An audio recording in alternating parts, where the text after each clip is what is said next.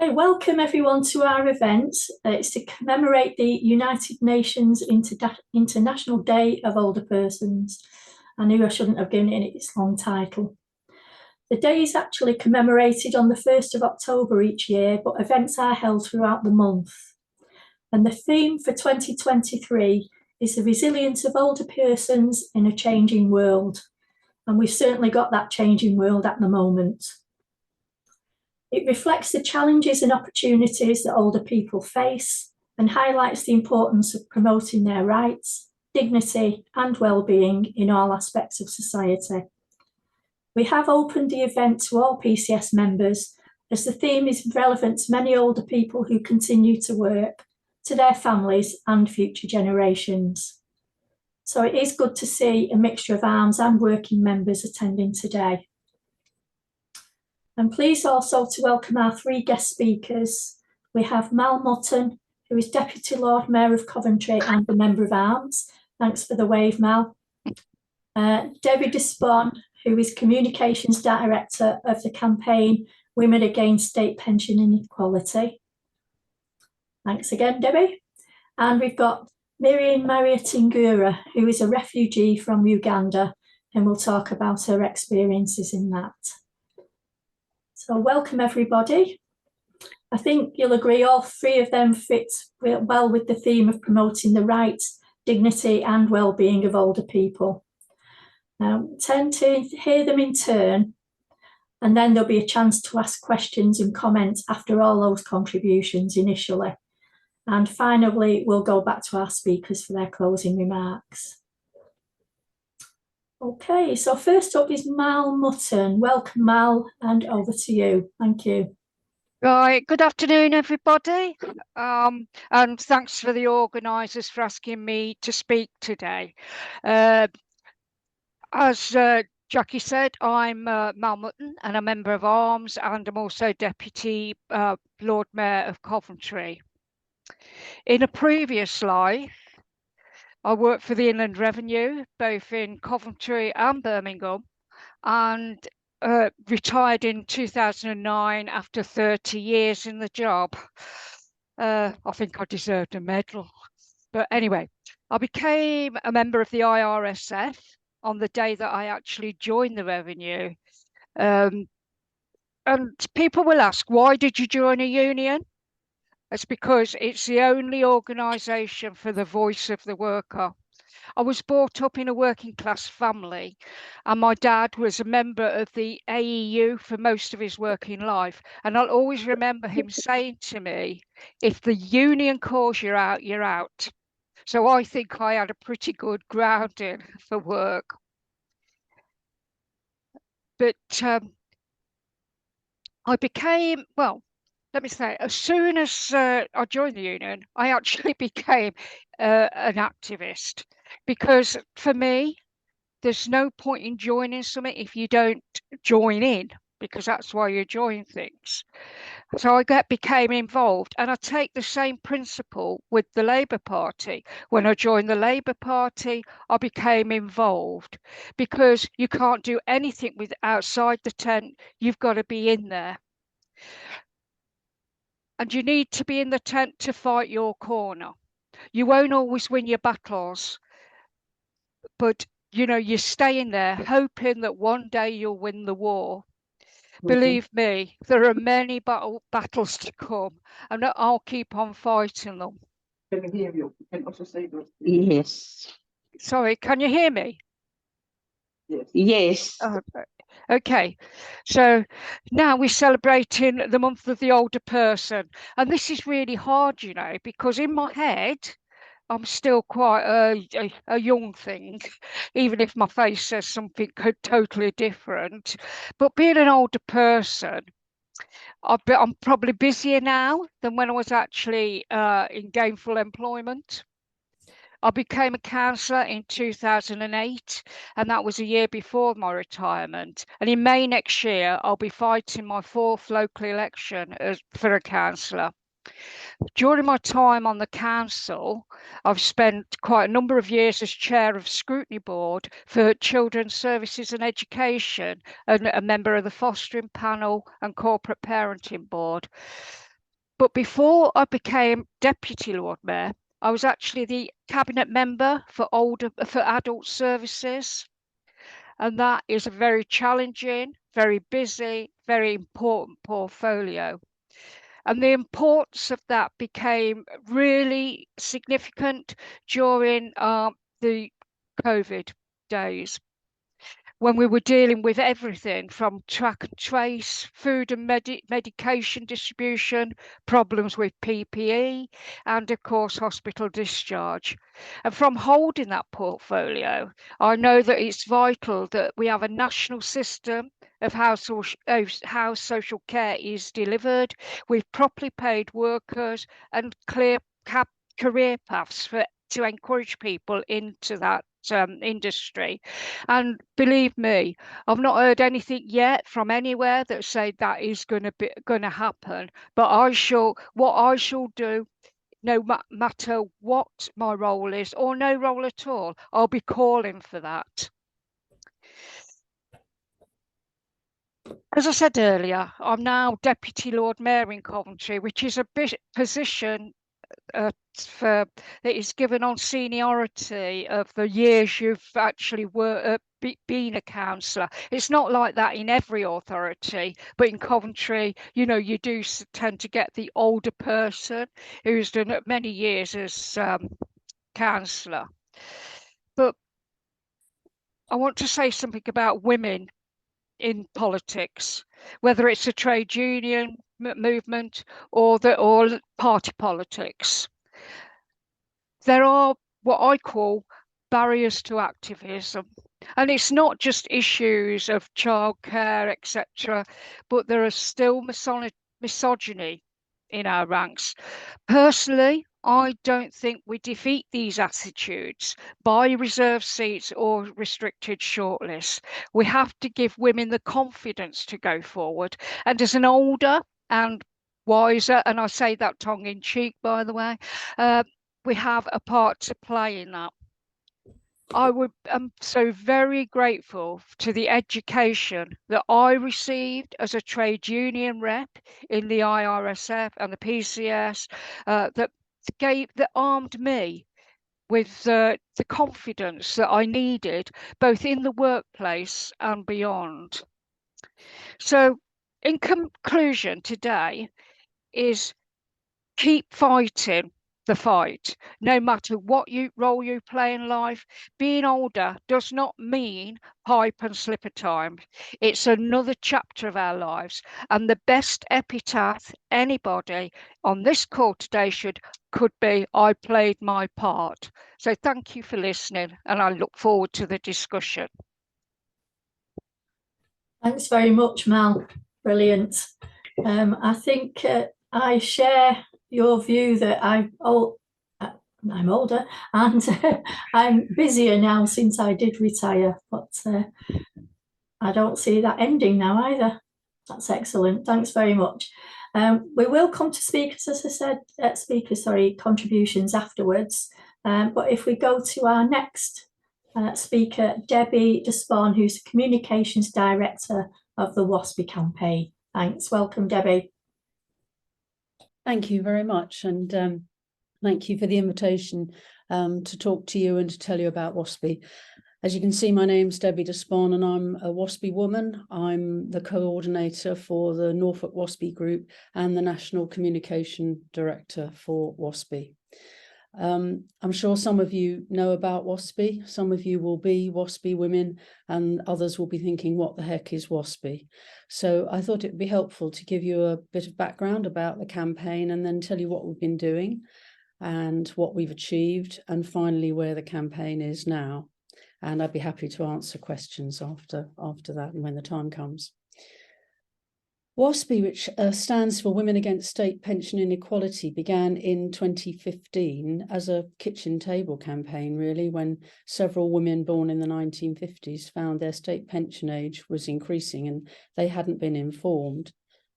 A Facebook group was started and the word began to spread, and more women who were affected became involved. In 1995, John Major's government increased the state pension age by up to 6 years to equalise it with men's, but the government didn't start to inform anyone for 14 years.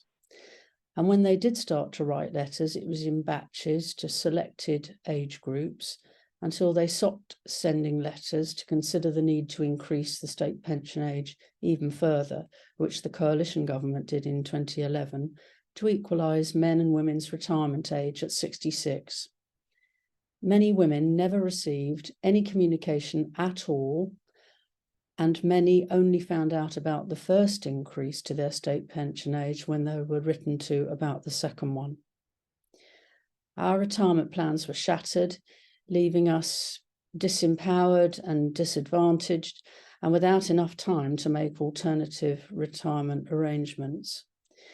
Many of the 3.6 million women affected only received notice of the change when we were 58 or 59, so that was 1 or 2 years before our expected retirement age, and P60s were issued by Revenue and Customs without mentioning how women's retirement would be affected, and the DWP website still stated women's retirement age was 60 up until 2016.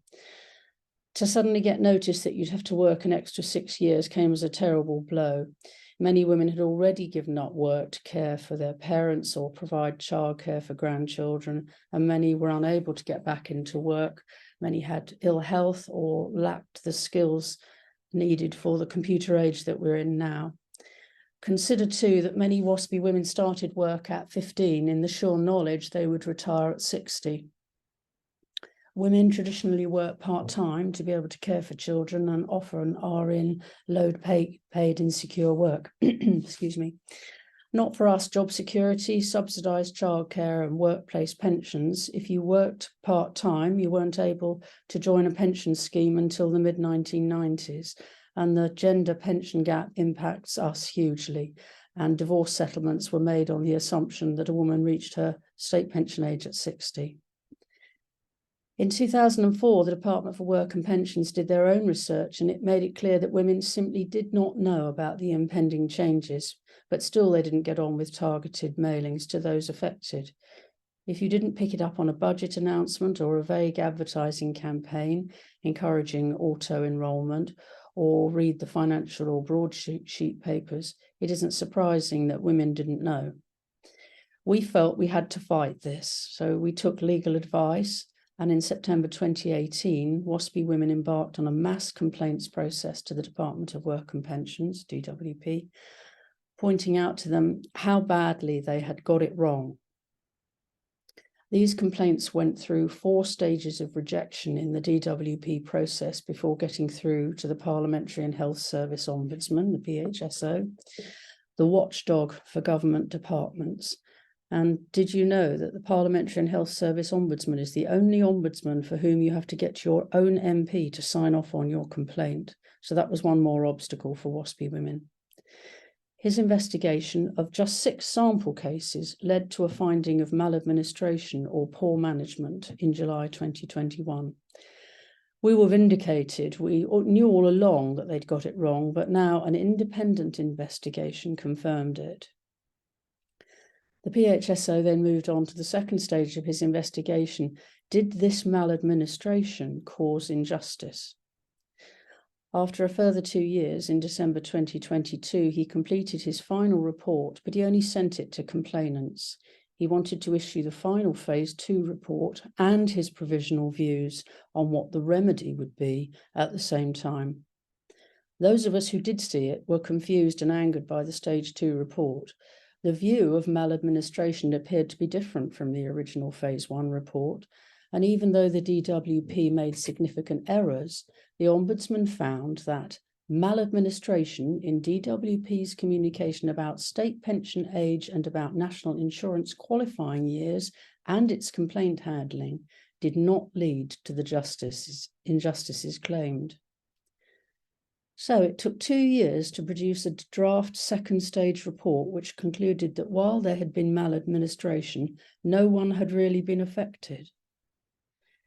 We saw no evidence in the report to support this conclusion. We had plenty of evidence of the injustices WASPy women have suffered.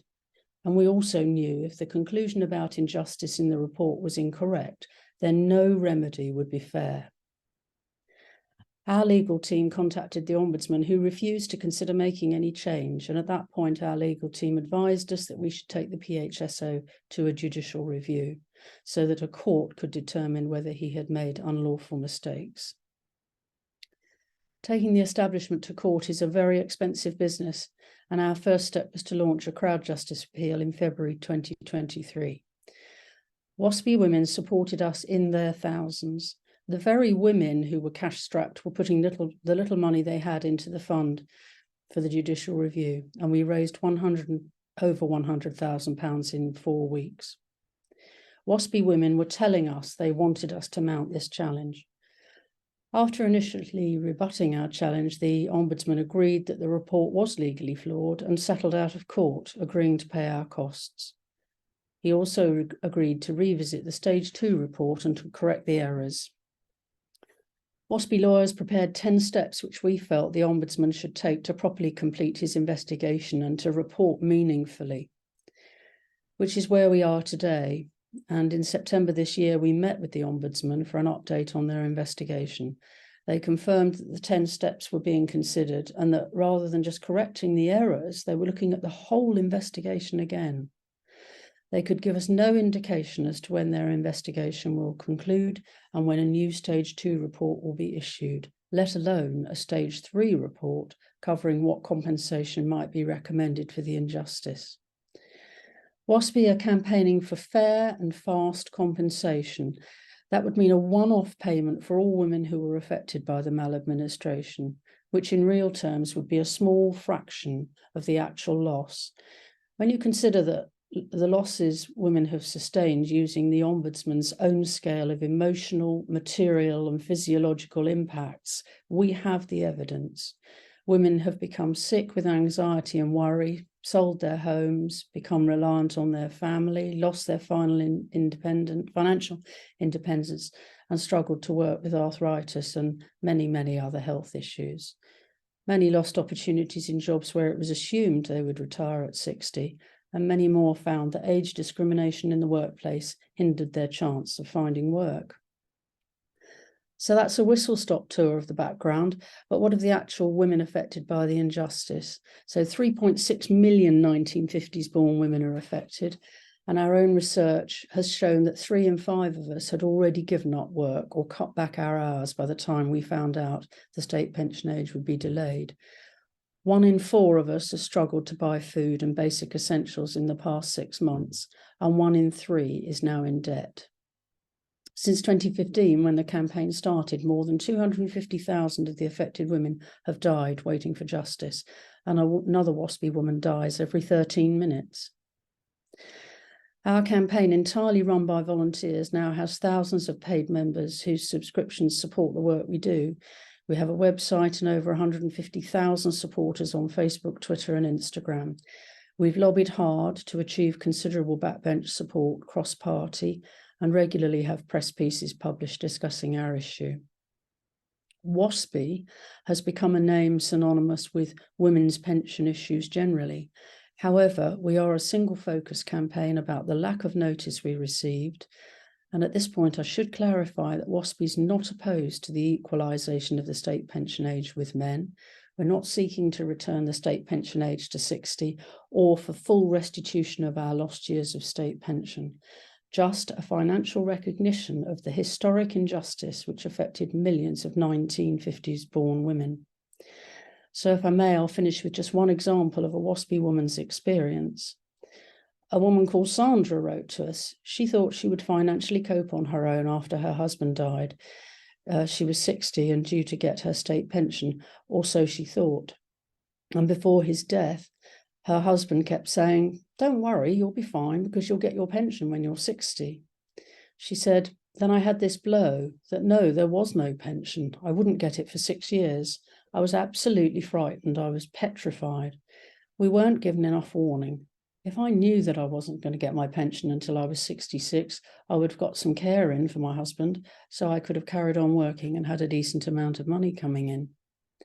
Sandra, who used to run an industrial cleaning company with her husband, found work in a clothing shop 2 days a week. But the arthritis she developed while caring for him meant she couldn't do it anymore. The last year before I got my pension, my savings ran out, so I had to go onto universal credit.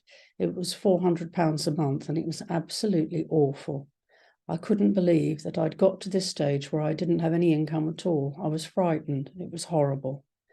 I've never had a credit card in the whole of my life, and all of a sudden I'm getting a credit card because I can't make ends meet. It made me really depressed, really low. It's just been an awful time. She says compensation will not make up for what she's lost. The government has stolen 6 years of my money. It won't mean a thing because we've had 6 years of struggling, not being able to make ends meet, living hand to mouth. Compensation would acknowledge that they were wrong and a mistake was made. Of course, I'd be grateful. Anything would help. As I've got no savings, at least I would have some savings to put away for a rainy day. My life could be better if it wasn't for what the government has done. Thank you for listening, and I'd be happy to answer any questions when the time is available. Thanks very much, Debbie. That's excellent. Well, it's not excellent what has happened, but your account of it certainly is. As a WASPy woman who decided to take early retirement from DWP at the age of 55, it did come as a surprise to me that I would have to wait another 6 years for my state pension, and I know that's increasing again. It's gone up to 67 now, so it is something that PCS definitely support, and we thank you for your contribution and campaigning. Thank you. So if we now go on to Miriam, who's going to be supported by Faith, who's they're both together on the Zoom call. Thanks very much and welcome, Miriam. Okay. Your name. Tell them your name. My name is Miriam Triasingra. Talk louder. My name is Miriam Triasingra. I came from Uganda, my original country, to To live in the UK. to live in the UK, to have a better life. But when I You've managed to mute. You found out. I have been in Can you hear her? Yes. Yes. Okay. Not now because she's gone back on mute. more than 20 years up to now, I haven't got my status. You see how old I am. I have never gone back. I don't have anything. The money I'm getting is not enough How for much? me. How much are you getting? I'm getting 35, which is not enough for my 39, health 39 for a week. for a week. Yes. And it is not cash. When I go to the hospital, they tell me to buy this, to buy that. I can't purchase them Because you have a card. because I have a card to buy things in the supermarket like Morrison, Tesco, and somewhere else. Okay. How many? They have been refusing me about so many times. From which year? They refused me. No, when did you arrive in this country? 2002. 2002, right. So you've been in the system for 21 years. 21 years. And do you have asylum status now? No, I don't have. I've never gone back to see my people, and my head is not working properly now because I have been moved. They have been putting me with other people, sharing in other young girls from different countries, and I couldn't cope up with them. So they have been changing me from place to place. They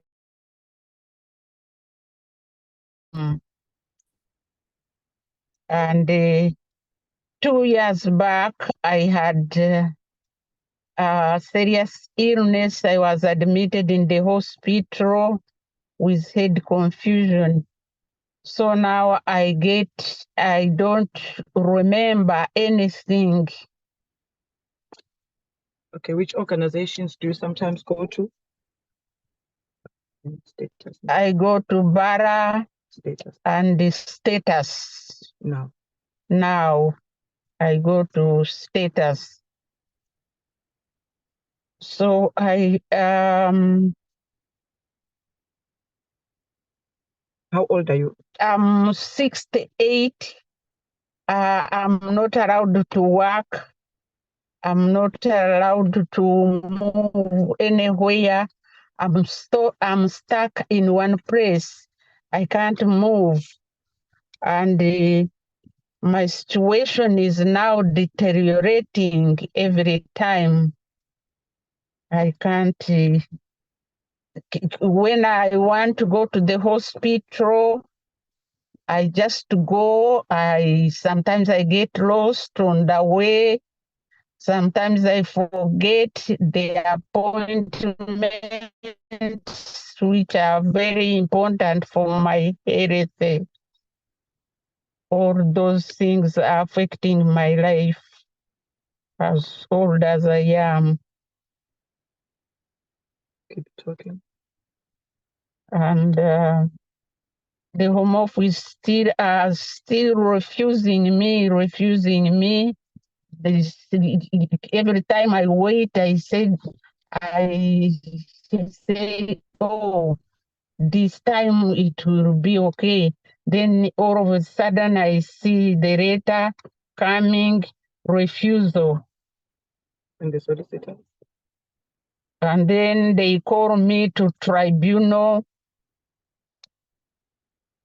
to the court. I don't get anything out of that up to now. It is now about 6 times I have been doing the tribunal. And then you go to church sometimes to pray. I pray a lot, I go to church, but these days I feel like I don't want to be in people.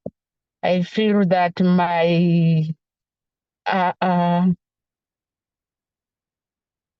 I don't want to be seen like I feel, say, oh, people will ask me this and that. What is happening about me? I hate myself. Sometimes I think of killing myself. But I pray God. I say, God, let me stay the way I am. God is there for me. Then from there, they refuse me again.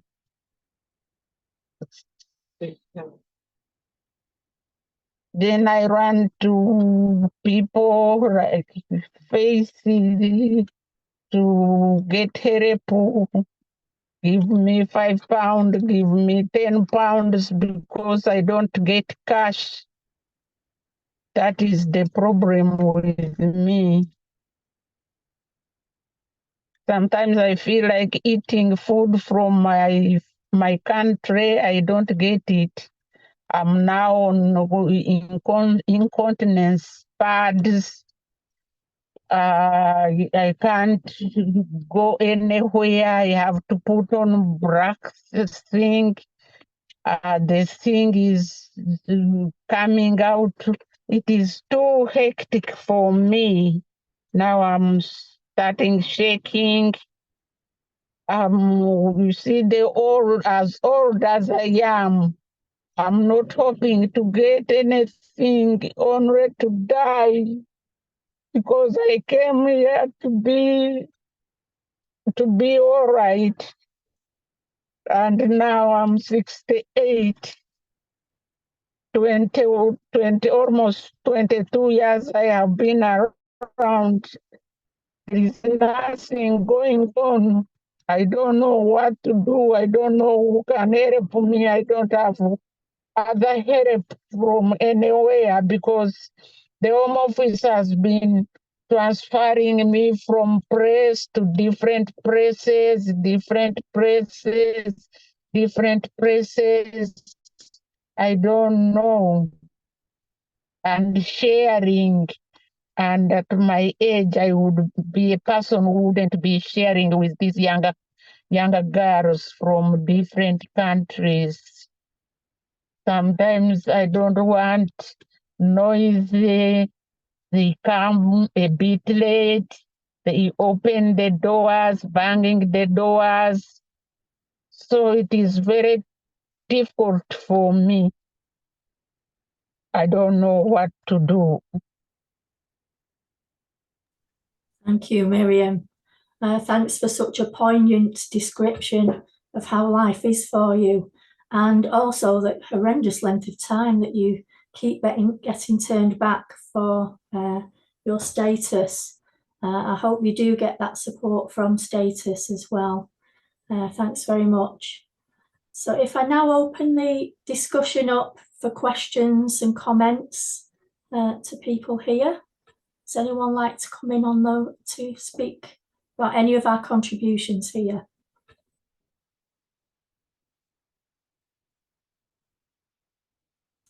It would appear not.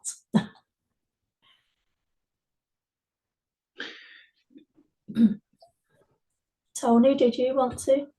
Well, I had to be the first one last year, didn't I? So I suppose I better do it again. I mean, our contributions from our three speakers have been different, but I think there has been when you opened it, Jackie, a similarity across all three. And if I can start in a sense in reverse order, it's absolutely correct that the government's policy dealing with migration and the right to status. And by the way, Miriam is not actually after necessarily indefinite leave to remain, although that would be a good thing to do. She's not after nationality, although that would be an even better thing to do. She's after the right to claim benefits, whether they're in-work benefits or out-of-work benefits. And a friend of mine died a few years ago now, who I won't mention her name, but she was a Windrush woman. And when she lived in Wolverhampton, and when she died, the government had taken her out of the status that she had the right to live and work in this country. She worked in the NHS for years because of a bureaucratic cock-up, which wasn't put right until after she'd sadly passed away. Her name was Pauline. And my concern about Miriam, and it might be useful to get a comment from Faith on this later, is how do we actually bring to the public's attention the suffering for older women in this particular case and what they're having to go through, as Miriam said, 22 years. And the same question then goes to Debbie. We, in some senses, through PCS, are quite late to the campaign. How do we actually put continued pressure through our members in arms, but also wider union, about actually putting pressure on government to rectify this injustice and actually not allowing women in this case to actually claim the benefit, or the state pension is not a benefit, that they thought they were entitled to. And my final point, therefore, is to Mal. Mal, you're going obviously to be Lord Mayor of Coventry, a great city, next year, and you will have the right to adopt a campaign and a charity through that. Now, that's for you to make. But how can we actually get local authorities to support both our campaigns we've mentioned tonight, or this afternoon rather, in terms of WASPI and for status? I mean, Coventry, by the way, colleagues, has a very, very good reputation on migrant workers. It's a city of sanctuary. But like everything else, if you don't ask for more, you don't get, I suppose. So I think that's the three links I'd want to make to kick people off. Jackie, if that's okay. Thank you. That's great, Tony. Thank you. Does anyone else want to come in following that? I'd just like to add something to those comments then.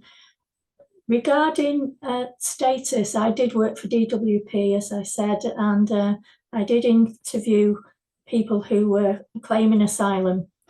And one of the biggest issues for people signing on was that they weren't allowed to work, weren't allowed to accumulate any, savings.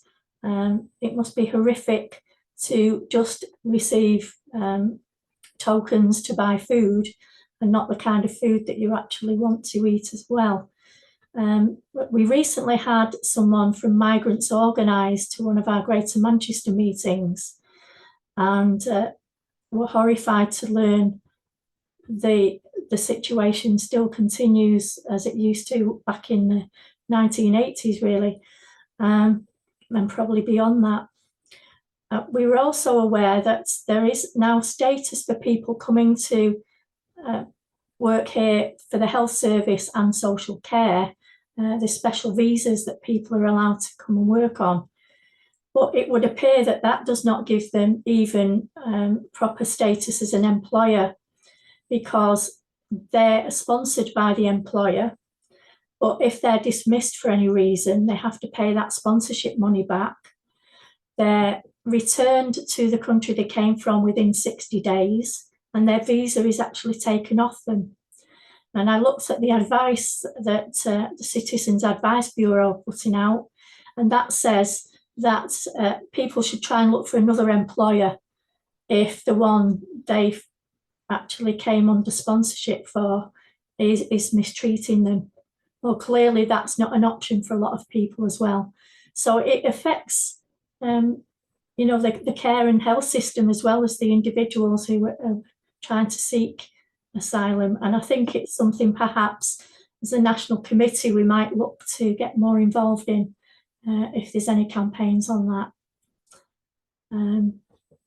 Regarding WASPI, I think my MP was the first MP to raise it in Parliament, Andrew Gwynn, and he's still pushing on that. And hopefully there will be some kind of resolution soon, but sadly not soon enough for so many people who have suffered poverty and who have died before that resolution comes. So, the trauma is, I know PCS do support that campaign, but perhaps we can try and get a little bit more involved, Debbie, in what you're actually doing there. Has anyone else got any comments to make? Yeah, can I just make a quick comment, please? Yes, what's your name, please? It's Andrew Hiskett. I'm Ministry of Defence. I'm still currently employed, so I've dialed into this for the first time. And first of all, I'd like to say thank you very much for this opportunity to attend this event.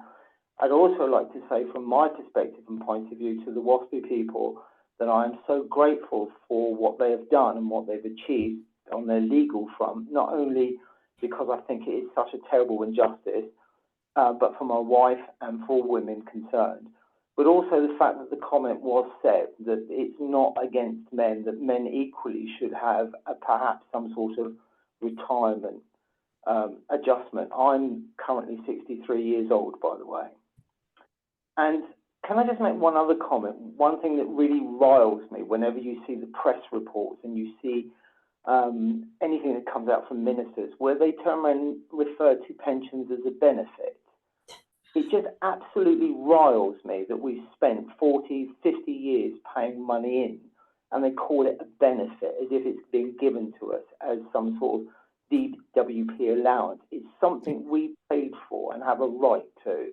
And the fact they've been stealing it for years to pay for every other misconduct they've had absolutely riles me. But ultimately, I'd still like to say thank you very much for the opportunity of this event today. Yeah, thanks very much for that comment. I'm with you with it being riled there as well. I do dislike the term benefit, and it doesn't seem to be much of a benefit when you think the state pension is probably the highest age in the developed world, and also one of the lowest state pensions as well. So there's quite a lot to fight on that. So thank you for that comment. Regarding WASPI as well, I understood that one of the arguments the government made was that, well, it had been advertised in the Financial Times, so people should be fully aware of what is happening to the changes in the state pension age. I'm sorry, no, I'm not a Financial Times reader.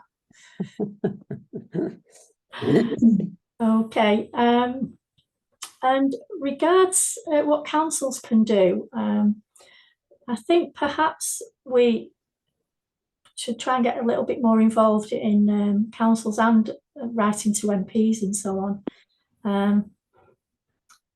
You know, our local MP, as I said, he's actually now the Shadow Minister for Social Care, and I have been misering a bit on that already as well. But it would be, I think, a good thing to be doing to perhaps ask for some parliamentary questions on all of the issues that have been raised here, and maybe some early day motions on some of the subjects that have been mentioned. You know, it's dreadful that people are living in such poverty and have such a lack of hope that Miriam mentioned. And anything we can possibly do, I think we should try and do that.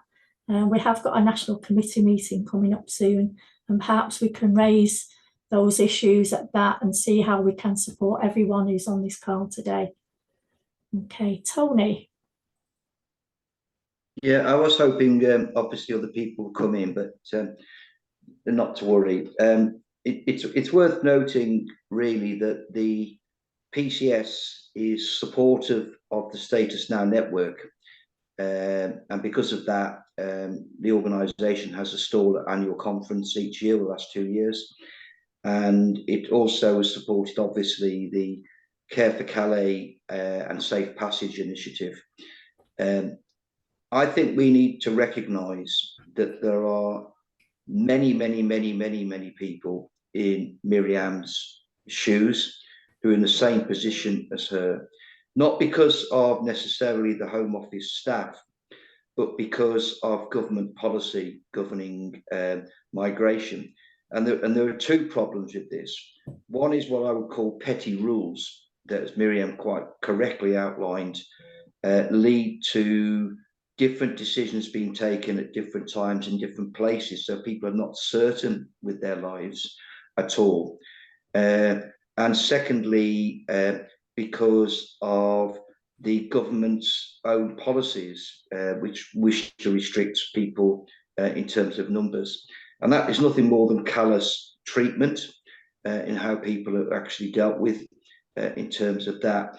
And I think we can ask PCS both to raise individual cases, Miriam and Faith, if that is helpful to the campaign, but also to raise the general issue about how quickly.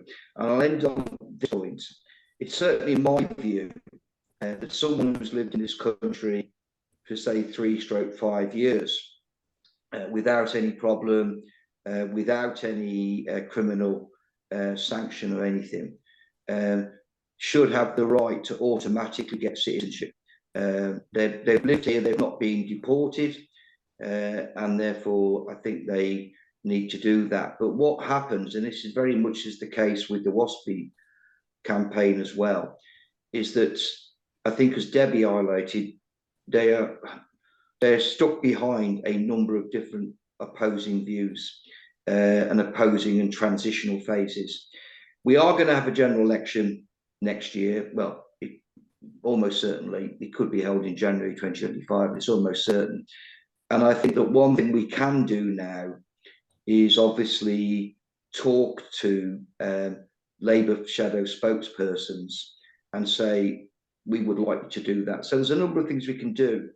But coming back to Faith, and when she sums up, coming from the West Midlands, it would be really good if there's any practical things we could do for Miriam and colleagues like her, I think. She has some needs now, which may not be, we may be waiting a year or 2 or 3 or 4 to change the system. What we need is dealing with the here and now, I think, as well. But I'd be interested in what other people have got to say about those points. Jackie, thank you. Yeah, thanks, Tony. Yeah, well said. And practical help, of course, would be, it would be useful to know what can be provided there. David. Yeah, first of all, I want to sort of respond to something that Andrew from the MOD said a couple of minutes ago. I joined Customs and Excise in 1977, and I'm not actually still a member, so I don't think I'll stay. But I learned very quickly that the national insurance contributions are not something that then goes into a pot which produces our pension. It's effectively another income tax, and so the reason that they might be described as benefits is it simply comes out of the whole exchequer. But even if you have a private pension scheme, when it pays out, they are described as benefits. So in a sense, the word is wider than DWP type benefits. It has several sort of connotations. I'm still yet to get any of my pensions, so I'll looking forward to that. Second thing is that as you can see, I'm in Canterbury, and in this is now sort of speaking to Miriam, really, that we have a very, very good local charity called Kent Refugee Action Network that do give the type of support that it seems that you, Miriam, aren't getting. So I didn't quite catch where you're based, but I would hope that there might be some similar charity serving the area where you live that could provide the support that it seems that you very much need. So with our local one in Kent, I mean, they've got immigration lawyers that give their time free of charge to give advice, as well as pointers to facilitate all the other things that are not serving you very well in this country at the moment, for which I apologise. Being in Canterbury, I'm quite near to Dover, so you can see a lot of our incoming people are seaborne rather than through the airports.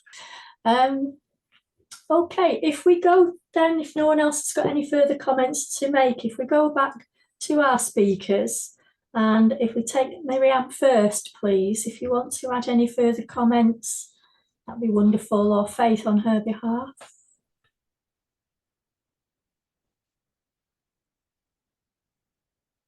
Yeah. Thank you for having me. You're most welcome, and thank you for such a heartfelt contribution. I think we need to have the usual thanks and traditional round of applause. Thank you very much, and we all have solidarity with you, and we wish you well.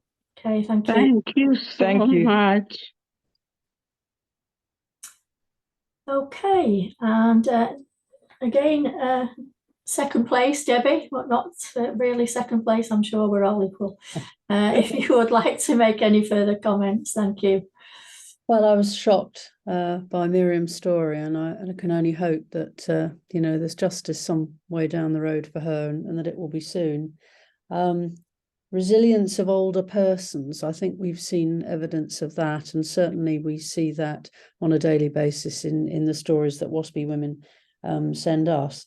The rights and dignity and well-being of women particularly is poignant to our campaign. And as a grassroots campaign, we very much welcome input from council level and local groups, and certainly councils pass motions on behalf of WASPI. We have a draft motion on our website, which is available for use. We can provide press releases for local councillors who might want to put things in their local paper.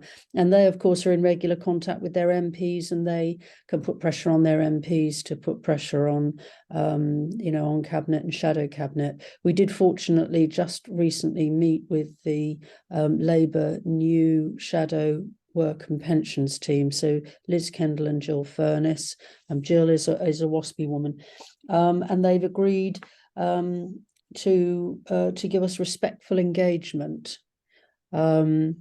And Keir Starmer knows well that there's an injustice, and we have a quote from him saying that he acknowledges the injustice. So what we need to do is to try and narrow that gap between respectful engagement and a recognition of the injustice, and turn it into some kind of positive commitment, which unfortunately the current government have avoided for many, many years. So if we have a change of government, it may be a change of thinking for WASPy women, but we don't have any positive indication of that at this stage, and that's something that we really firmly need to push for. Yes, thanks very much, Debbie. Wholeheartedly agree with you there as well. So finally, if we go back to Mal.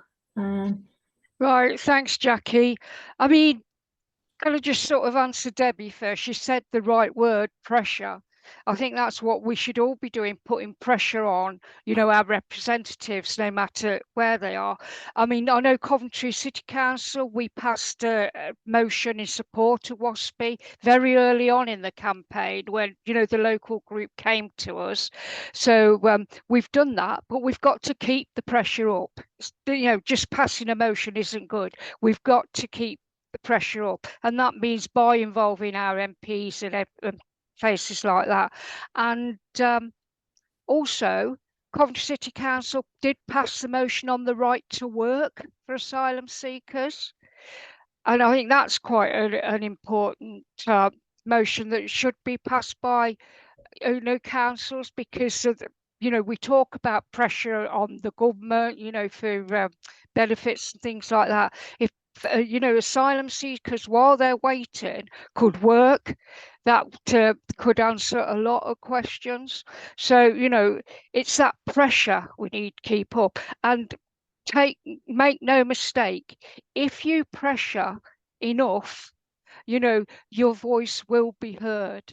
It's difficult, I know, but your voice can be heard. So we all have to work together on that. And I mean, I do suggest Miriam goes to a local authority, adult services, to see exactly what they could provide as well as the local charities. I know we've got quite a few in Coventry, but if your local charity, your local authority should be able to steer you in the direction and to help with assessments, etc., for your needs. Tony's point about as Lord Mayor, what could I do?